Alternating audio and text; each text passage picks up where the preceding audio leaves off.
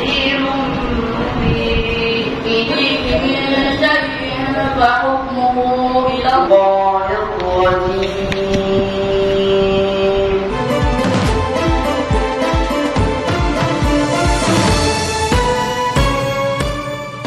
আপনারা দেখছেন নবীনগর নিউজ। মহান স্বাধীনতা দিবস ও পবিত্র মাহে রমজান উপলক্ষে কুমিল্লার মুরাদনগর উপজেলা প্রশাসনের আয়োজনে হিফজুল কোরআন প্রতিযোগিতা শুরু হয়েছে। রবিবার উপজেলার আকবপুর, আন্দিকুর, শ্রীকাইল ও পূর্ব ধইর পূর্ব ইউনিয়নের প্রায় শতাধিক শিক্ষার্থীদের নিয়ে পীর কাশিমপুর গুলশানে চিশতিয়া দাখিল মাদ্রাসায় এই হিফজুল কোরআন প্রতিযোগিতার প্রথম রাউন্ড অনুষ্ঠিত হয়। এ সময় বিচারক মণ্ডলীরা শতাধিক শিক্ষার্থীদের থেকে 4টি ইউনিয়নের 12 জন শিক্ষার্থীকে চূড়ান্ত পর্বের জন্য মনোনীত করেন এবং তারা পরবর্তীতে উপজেলা পর্যায়ে চূড়ান্ত পর্যায়ের প্রতিযোগিতায় অংশগ্রহণ করবেন। এ সময় উপস্থিত ছিলেন মুরাদনগর উপজেলা নির্বাহী কর্মকর্তার প্রতিনিধি ও বাংলাদেশ পল্লী উন্নয়ন বোর্ডের অফিসার মোহাম্মদ গুলাম মোস্তফা। বিচারক হিসেবে উপস্থিত ছিলেন হাফেজ মাওলানা আবু মুসা মাহমুদ, হাফেজ মোহাম্মদ জয়নাল আবেদিন ও হাফেজ মোহাম্মদ বায়েজিদ রেজা।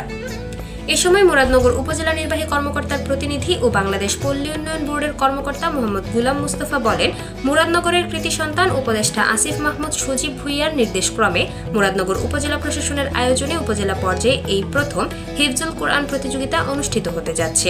এর মূল উদ্দেশ্য হচ্ছে আমরা কোরআনের আইন ও সুন্নাহ মোতাবেক যাতে জীবনযাপন করতে পারি।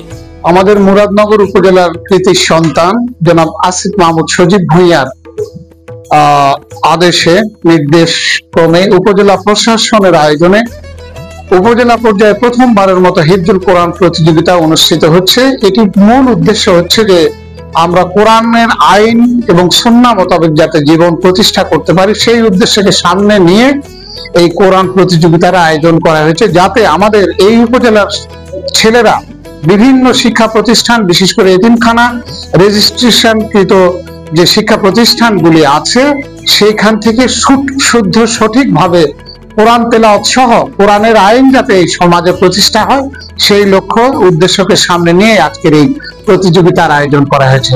আমরা মনে করছি এটি সময়োপযোগী একটা প্রতিযোগিতার আয়োজন করেছে। আমরা ধন্যবাদ এবং কৃতজ্ঞতা জানাচ্ছি আমাদের মুরাদনগর উপজেলা প্রশাসন তথা আমাদের মুরাদনগরের কৃতি সন্তান উপদেষ্টা মহোদয়।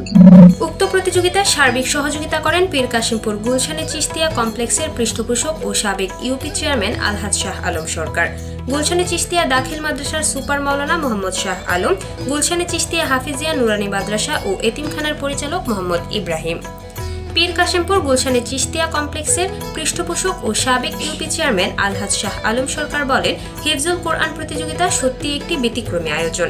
এই আয়োজনের মাধ্যমে তৃণমূলের শিক্ষার্থীরা তাদের মেধা বিকাশের সুযোগ পাবে। তাই তিনি উপজেলা প্রশাসনের প্রতি ধন্যবাদ ও কৃতজ্ঞতা জানান এবং তিনি প্রতি বছর এই প্রতিযোগিতা আয়োজনের ধারাবাহিকতা অব্যাহত রাখার আহ্বান জানান।